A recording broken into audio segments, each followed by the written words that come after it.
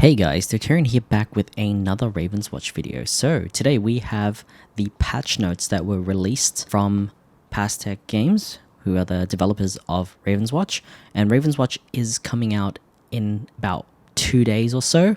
So this is a really exciting time, and this is the new patch notes that are coming out for the full release. Now, in terms of the patch notes, I'll just quickly go through the biggest changes. So they did a showcase last night where the developers were talking about the game and they had a Q&A session with their team. I did manage to catch a bit of the stream, and they were talking about changes that were made and answering questions, and also they were playing through the game as well, which was interesting to see. Now, in terms of TLDR, there's a new final boss. We have a new character. There's going to be outfits, which are basically skins that you can equip onto your characters. There's going to be in-game achievements, detailed end screen result, which will basically show breakdowns of your damage and things like that. We have new story memoirs, so some extra lore content. We have new talents for all characters, and there's a lot of balancing that they did. So yeah, so endgame, we know that the final boss is Baba Yaga. There's going to be a new character, Camilla. Camilla is a vampire-style character, and it's going to be pretty interesting to see what kind of skills Camilla has. But from what I've seen from the trailers, it does look like Camilla is using her life as a resource. So it's going to be interesting interacting with that and seeing how she does in terms of damage and also tankiness as well. We have different skins that you can get. Now, in terms of the skins, they did say on stream that you will need to play through different modes in order to unlock the different outfits. But there is outfits available for early access players, as well as you can buy the deluxe expansion or whatever to get these extra skins as well. In terms of the endgame screen, basically you're going to get a breakdown of your activities. You're going to see a breakdown of what skills and stats you got, which is going to be nice because sometimes you want to review your build, and this will be a good chance to do so. There's a new memoir, so like the extra story lore chapters. You're going to get more after defeating the final boss. And then now let's talk about the balancing. So with balancing, they've basically just changed the balancing in terms of the earlier chapters. Earlier chapters are going to be slightly easier, and the nightmare difficulty, which is the most hardest difficulty, is going to be slightly harder. So they did say a design note here: in adventure and twilight modes, enemies will deal less damage overall, while in chapter 2 and 3 will increase enemy damage and health less abruptly. So essentially, it's going to be easier for adventure and twilight difficulties. Darkness and nightmare will remain unchanged, except for a slight increase in damage dealt by enemies in chapter 2 and nightmare, which didn't scale properly until now. So essentially, darkness and nightmare is going to be slightly harder. This is a nice change here. Healing and shields. So with shields and healing obtained from talents or abilities, they'll now benefit from a 15% increase per hero level instead of 10. So essentially they've buffed healing and shield talents. So this was specifically for characters who had shield talents or shield abilities. For example, Geppetto has shield talents or shield abilities. I know that like Snow Queen has a shield talent from her trait. Essentially that's going to heal. It's going to be more defensive. It's going to give you slightly more health, and essentially they're doing this because it's going to make it a more attractive option to pick that talent. I think it's because in Nightmare, the amount of shield that those talents gave you was very little compared to the amount of overall health that you got. Next is wishing wells. They've basically reworked how wishing wells work. So the wishing well event on the map will essentially have big distinguishing factors between green, orange, and red. And I think this is a very good change because as you're playing through the game, if you saw green, orange, and red wishing wells, there was actually no difference in terms of what rewards you get from the wishing well. But now if you get a green wishing well, essentially these will be giving you a power-up or consumable. The consumables are like giving you extra, like a little bit of damage, a little bit of crit chance or crit damage, a little bit of armor, for example. And I think in the wishing wells as well, now they have a chance to give you a Star of Fate as well. So this is be quite nice to give you a Star of Fate. You can get one common object for 100 and one rare object for 150. So early on as well, wishing wells, especially in chapter 1, you're not going to be getting as much gold, so I think it's better. They also say here that red wishing wells can't appear in chapter 1 and green wishing wells can't appear in chapter 3. So this is a really good change, because green wishing wells, so essentially they're scaling the wishing wells. Green wishing wells are easier, and so they're going to be giving you cheaper objects, but ones that you can afford and use straight away. Whereas red ones, because it's much harder, and your build will be stronger at that point, you will be getting more expensive objects offered, including a legendary offered in the 3rd tier of the wishing well. Reroll change is really nice. Choices discarded by reroll won't show up for the next choice anymore. They can still show up again after rerolling more than once. So essentially, if you rerolled your talents or items, there was a chance that you could get the exact same selection of talents or items. Now that can't happen. And this is a really cool change, because I hated getting the same talents after you just rerolled something. So that's really nice. You can still reroll something again afterwards, but that's fine. Like as long as you don't get the first time, I think that's really good. Small rewards like consumable or power-ups cannot be rerolled anymore, but instead offer a choice among 3 instead of 2. So with Aladdin and also from these wishing wells, these can't be rerolled anymore, but they give you a choice of 3. So giving you that extra choice is really nice. And also, it really sucked as well, having to use a Star of Fate just on one of these power-ups or consumables. So this is a nice change that they're offering 3 instead of having you to use your reroll instead. And also, I guess it makes it so that Aladdin can't abuse the leprechaun coin as well, and get like infinite gold by using these consumables as well. Next is the Sandman. The Sandman is the shop guy. In the dream section, Sandman can trade common objects, rare objects, and epic objects for gold instead. So if you do pick up treasures and you don't like those items, now you have the choice to trade it for gold and then buy something else, which is quite nice. Legendary and cursed objects cost more gold, and minor shaping now costs 100 from 200 to duplicate one common object already owned instead of 2. So this, I don't know how I feel about this one. With minor shaping, it made it too easy to get your common objects duplicated.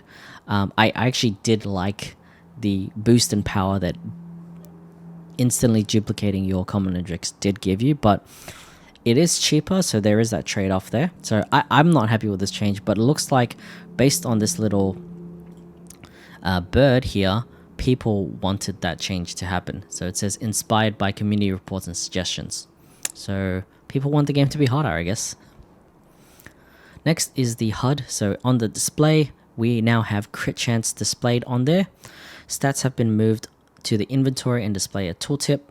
They pop back up on the HUD for a short time if stats are being updated. Teammates, health bars, and mic status have been added to the HUD. Activities with timers such as boss shrines and grimoires now appear in the HUD as well. So tomb stages are displayed at the top.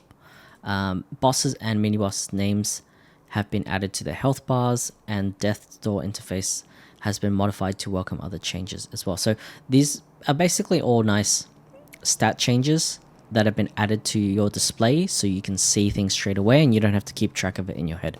A lot of people were asking for this. Next, unlocking conditions to heroes have been changed slightly. Added intangible description to all abilities that activate this status. This is a really nice change because it wasn't clear or transparent which abilities gave your heroes the intangible status. So now that has been included in the descriptions, which is going to be really nice in terms of min-maxing the character's defense and also your playthroughs.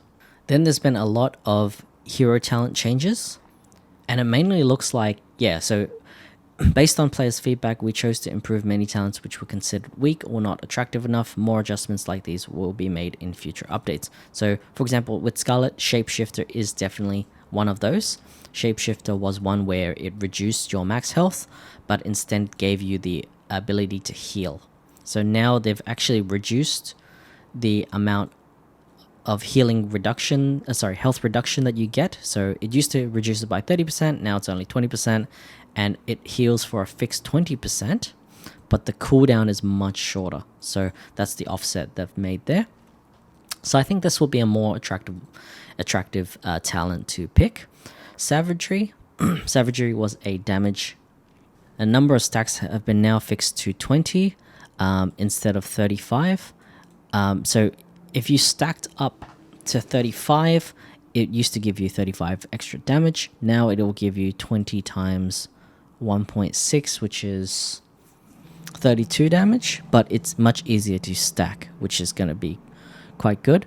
The damage bonus should be higher, but this is still a nice change because it's easier to build your damage up.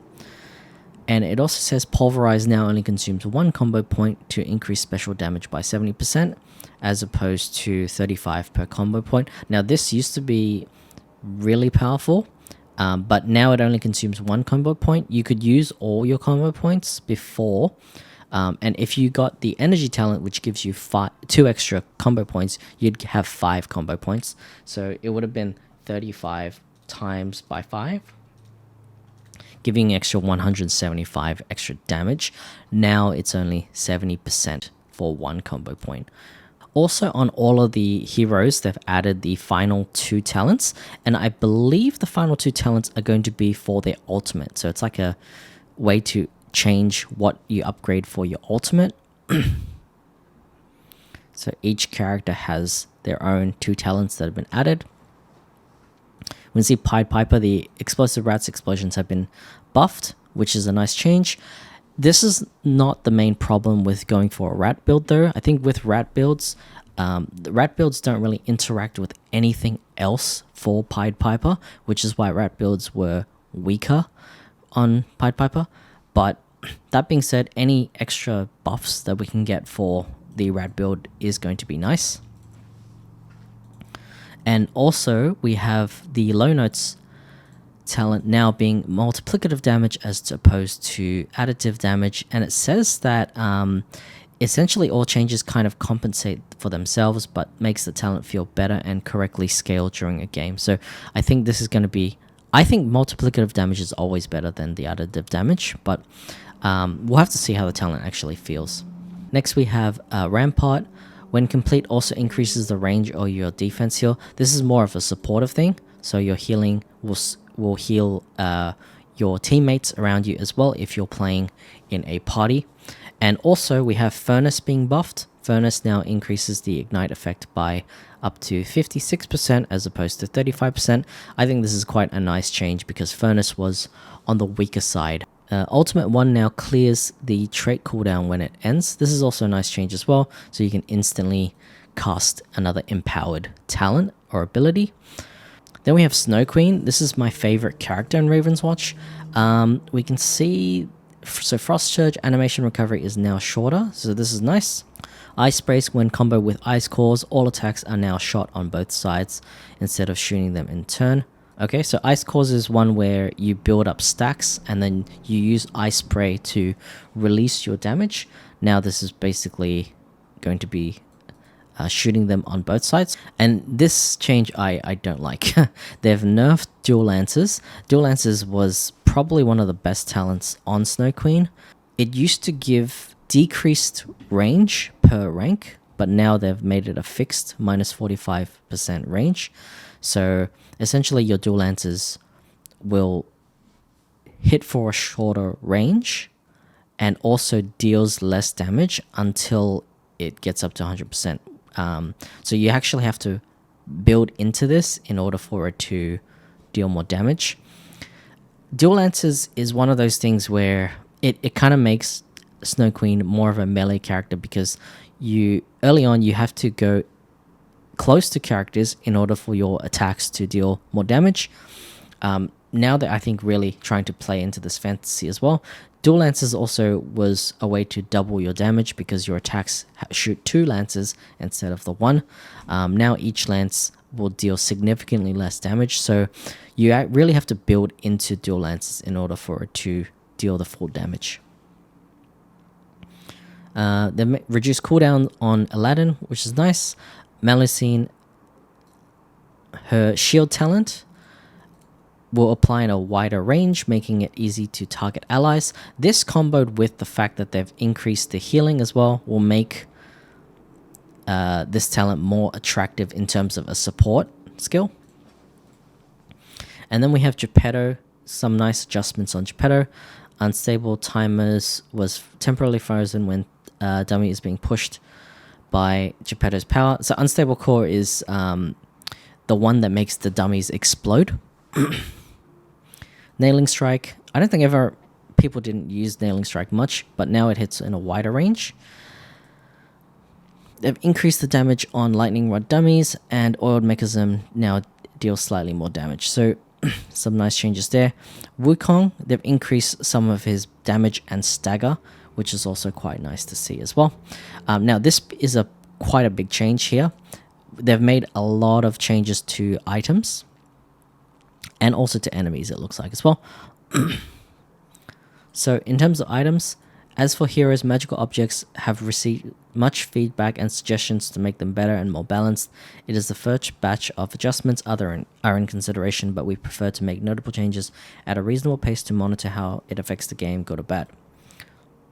Okay, first off, no more objects going beyond the screen. This means that when you get more than like 10 objects, it used to go on top of the screen. You used to not be able to see what items you had.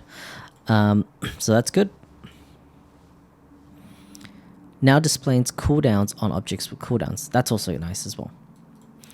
Voodoo Doll. So Voodoo Doll makes you deal 10% more damage to bosses. Now it's been increased to 15. Horn of Plenty has been completely changed. Horn of Plenty gave you 2 vitality per magical object that you had. Now it's a common object, and when you pick it up, it makes 2 consumables appear.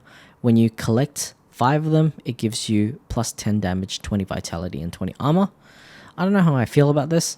This does give you a nice boost in terms of survivability, because it is giving you vitality and armor, but it doesn't scale as hard as it used to, because with Horn of Plenty before, you used to be able to get hundreds of vitality. Now you can only get 20 from it. But that being said, you are getting armor and damage, and armor is a really strong form of effective health. So, and it is also stronger in the earlier game as well if you do pick it up. They've made some changes to consumables, so they've buffed some of the consumables slightly. So 1 extra armor, 1 extra vitality, 1 extra damage, 1 extra crit chance, and 3 extra crit damage. Fairy Dust is now a rare object. So Fairy Dust, what they did is when you get hit, it gives you a shield. It used to only give you 15 shield, now it gives you 18. And I think this 18 is to compensate for the fact that healing and shielding has now been buffed by 15%. So maybe this extra 3 shield is like that extra 15% that they've buffed it by. But for this to be a rare object is interesting. The combo effect for Fairy Dust when you get 4 of them now is that it gives you 50% extra shield. So we'll have to see how good this is. I'm not sure why they made it a rare object, because rare objects are much harder to collect. Golden Egg has now been changed as well. Golden Egg now gives you 1 damage for each 150 Dream Shards spent during the game, and this is a retroactive effect. So this makes you want to try and prioritize getting gold and spending gold. I think this effect is much better for Golden Egg. Golden Egg was actually really strong before. Now it's much harder to get the damage out, I think, because Golden Egg used to be giving you 1 damage each time you spend gold. So you can spend gold on very cheap things and it'll give you 1 damage every time.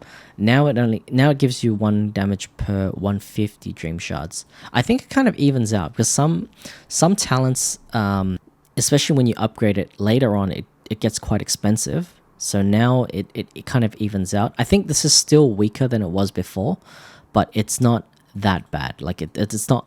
It hasn't been nerfed that much. The next parts here, these are big changes to to epic items and legendary items. So Flaming Pearl, this one gave you an extra power charge. Now instead the power charge deals 15% more damage for each negative stat if they have. So this will be good on characters who apply status effects. Specifically, we're talking about Scarlet, because Scarlet can apply Bleed and Ignite, as well as Snow Queen, who can apply Chill as well. So going for a power build on certain characters will be really strong. And also if you can factor in like Vulnerable as well. So Scarlet, you might be able to get like 3 or 4 different status effects on them. And so your power effect is going to be really strong. Thunderstone, it will apply a lightning strike to the 3 closest enemies. It doesn't say how much damage the lightning strike does, so we'll have to see what this is based on. But I think for certain characters this will be quite nice for. I'm thinking like Wukong, it might be strong for, or characters who have like a spammable special, it might be really good for as well. Adderstone, this one gave you an extra defense charge. Now instead it gives you... it used to give us 20% move speed or something, 15% move speed. Now it gives you 40% move speed, which decays over 3 seconds. So this is good for characters like Aladdin, who after you use a defense, and it's like a mobility type defense as well. So Aladdin, he'll jump over a character and then he can use that move speed to run away from things. Charmstone, the collection effect has been changed, so now the dash gives you 10 shield for 6 seconds. This comboed with the newly changed Fairy Dust will probably be quite nice. It will give you quite a lot of shield if you are able to stack this. But actually 10 shield is not that much, so I'm not sure how good this is going to be. Oni Mask has been buffed slightly from what it was before. It used to reduce vitality by 15, now it only does it by 10. And Cauldron, the Cauldron has been, this cursed object has been nerfed. It used to give, oh actually I don't know if this is a nerf really. It's more of an even thing. It increases vitality by 60 and reduces healing by 25 instead of 50. So what they're really trying to go for is reducing a lot of the vitality for things, and trying to not make Ogre Blood as strong. So with one of the best item combinations in the game, in the early access, it was getting Ogre Blood, which gives you damage per vitality, and comboing with Horn of Plenty, which gave you vitality per object that you had. Now you can't get that anymore. It would only give you 20 vitality. And so collecting Ogre Bloods will only give you 2 damage per Horn of Plenty. In this case as well, you would also combo Horn of Plenty with, Ogre Blood with this item, and each point of vitality would give you 1 damage. So this would give you 10 damage per Ogre Blood. Now it only gives you 6, so it's not as strong as it was before. Baylor's Eye, this is another cursed object, now removes all charges of power and special to make them deal 100% damage per charge removed. This used to be power, special, and ultimate. I think they've removed the ultimate part of it. And they've added star fragments to the pool of consumables as well. In terms of enemies, crabs have been changed. So crabs will definitely lose their resistance 3, so their damage reduction, once they're staggered and have 75 stagger points. So they're harder to stagger, but they're easier to kill when they're out of the stagger. And the elite crabs will now only regain resistance 1 after recovering from stagger instead of resistance 3. Again, so the crabs are easier to kill because crabs were so damn tanky. Now it should be easier.